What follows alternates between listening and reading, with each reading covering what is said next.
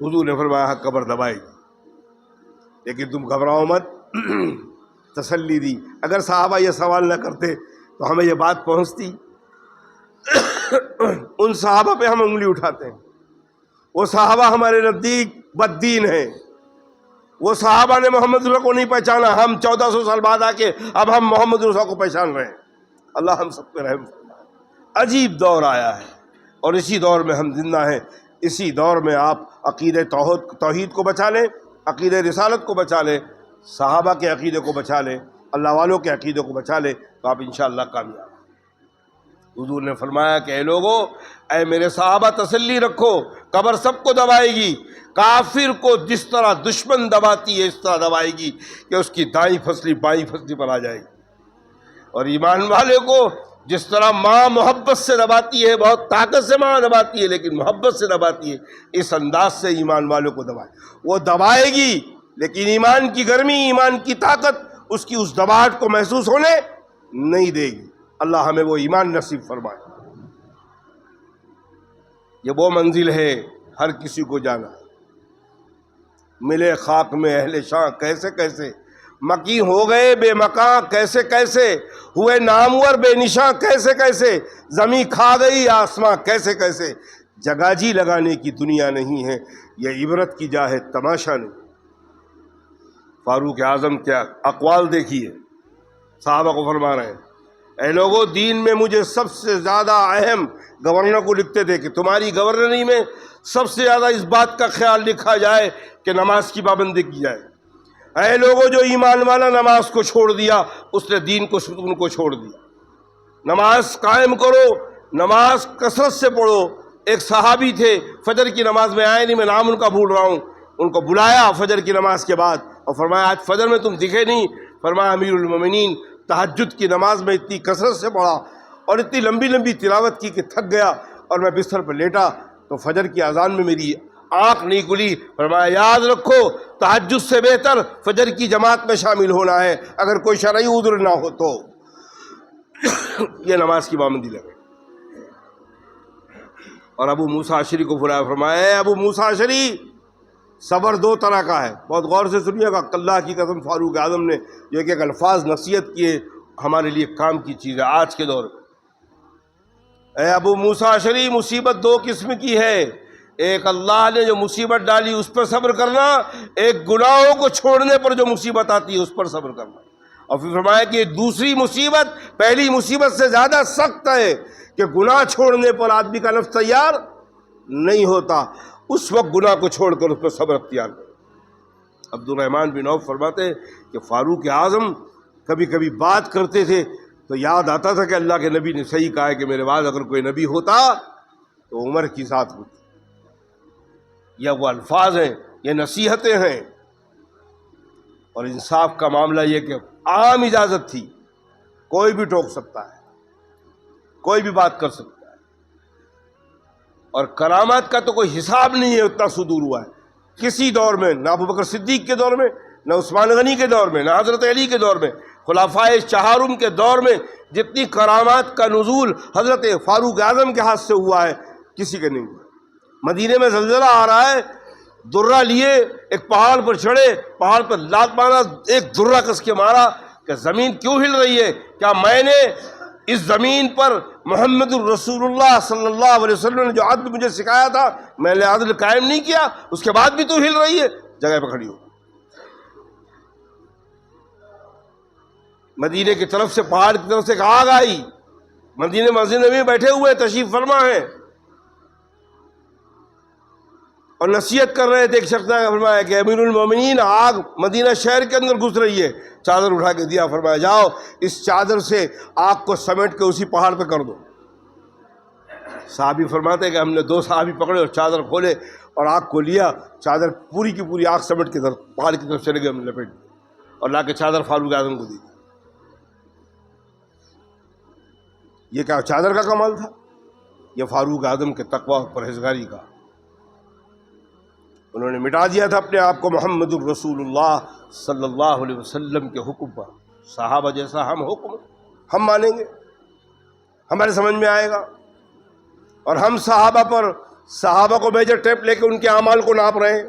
اللہ ہم سب پہ رحم فرمائے. ایک صحابی رسول صلی اللہ علیہ وسلم سونے کی انگوٹھی پہنے ہوئے تھے, ابھی سونا حرام نہیں ہوا تھا. اللہ اکبر. حضور نے فرمایا کہ مردوں کو سونا حرام ہے. یہ بات ابھی اس صحابی تک نہیں پہنچی تھی, اور دوسرا دن تھا. وہ انگوٹھی پہنے ہوئے صحابی اللہ کے رسول صلی اللہ علیہ وسلم کے سامنے آ گئے. اللہ کے رسول صلی اللہ علیہ وسلم نے دیکھا انگوٹھی پہ چہرہ, ابو بکر صدیق و فاروق اعظم گھبرانے لگے. تو حضور اکرم صلی اللہ علیہ وسلم کا چہرہ غصے سے تلبلا, اور صحابی کو بلایا, انگوٹھی نکالی اور پھینکا مسجد نبی کے کونے میں. تمہیں پتہ نہیں ہے کہ اللہ نے اور محمد رسول اللہ نے مردوں کو سونا حرام کر دیا ہے؟ انہوں نے فرمایا یا رسول اللہ, میرے پاس ابھی تک آپ کی یہ خبر نہیں پہنچی تھی, یہ بات نہیں پہنچی. اللہ کے رسول بولے اور چلے گئے.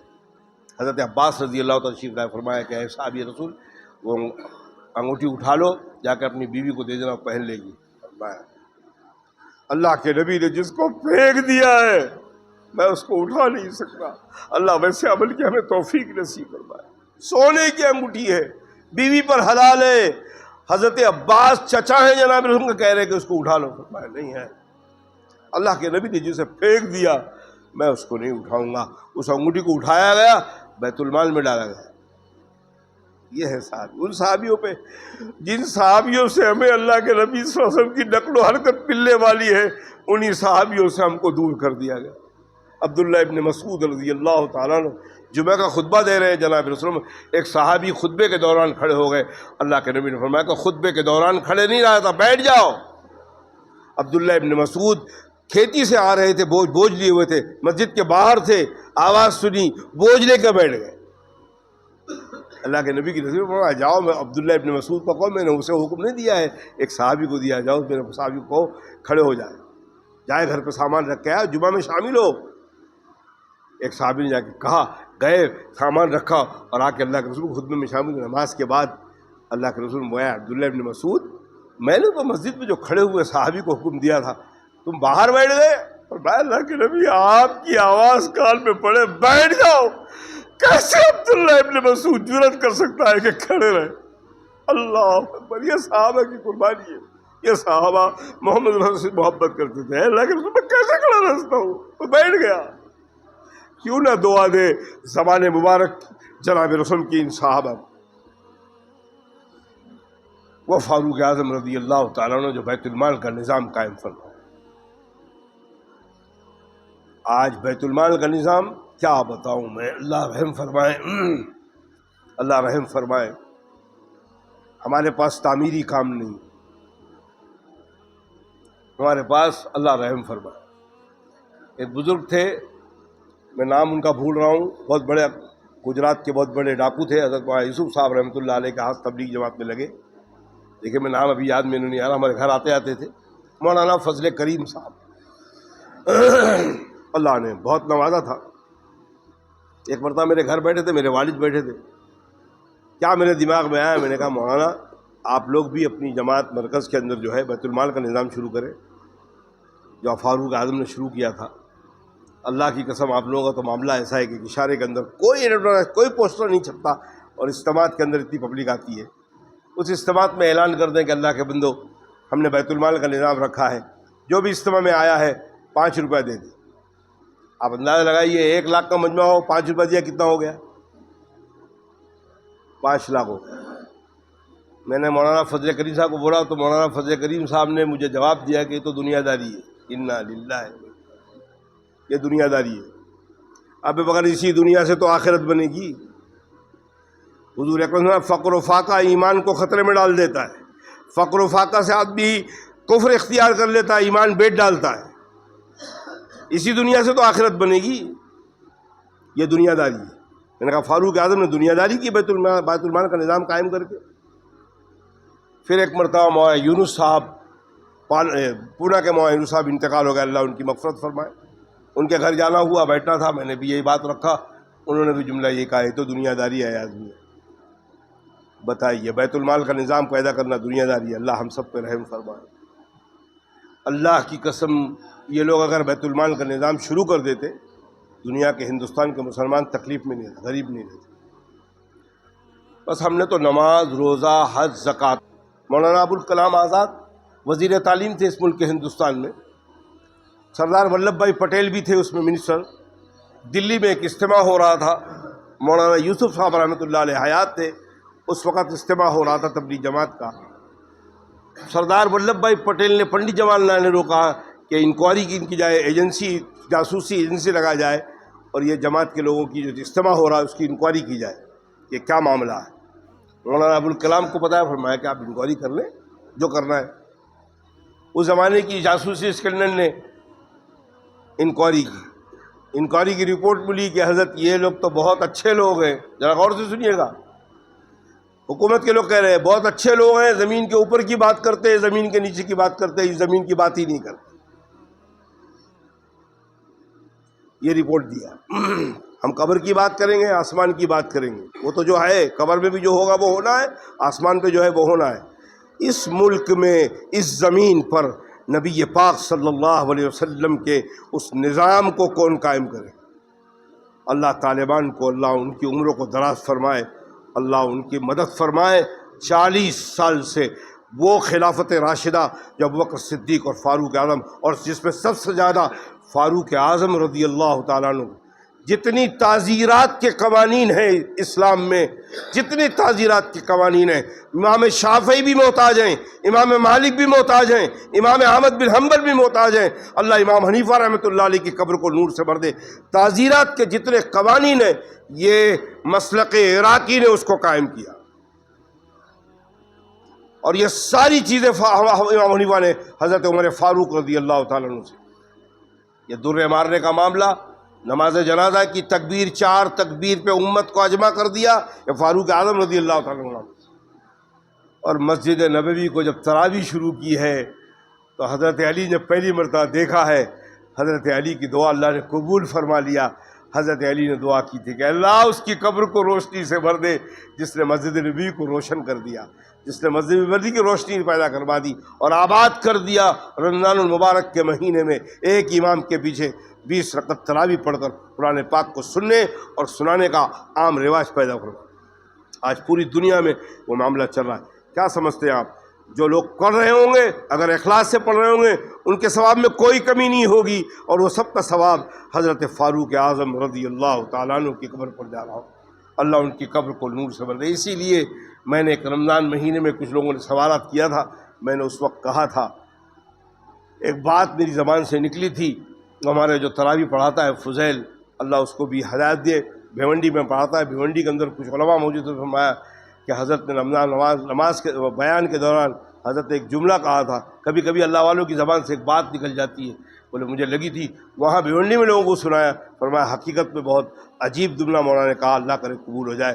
میں نے اس وقت بیان میں کہا تھا کہ اللہ کی قسم اللہ تعالیٰ ہمارا حشر فاروق اعظم کے ساتھ کریں، ہم اس پہ تیار ہیں پوری طرح۔